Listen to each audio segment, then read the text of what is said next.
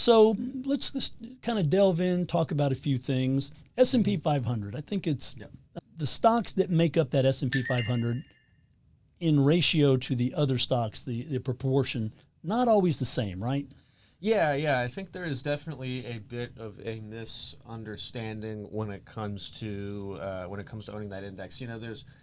You hear all the time a big point of contention with investors nowadays is fees, and those index funds, things like SPY and VOO and the common ETFs that track the S&P are very cheap to own.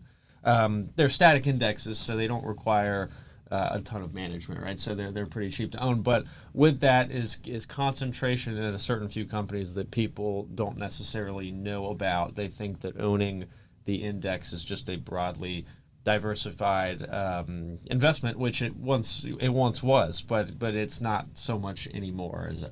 Right. That risk, is concentration, as you mentioned, because the S&P 500 holds roughly 500 companies, which kind of makes sense, which should be a broad index, a good indicator of a variety of things. But what we've seen lately is there's a large number of shares in a very select few stocks that are making up the majority of the growth, the portion, and the drive of that S&P 500. And so we've seen that the top 10 holdings now make up about 1/3 of the whole growth portion of that index. And so, technically you own access to hundreds of companies, but the results are really coming from just a handful of those companies.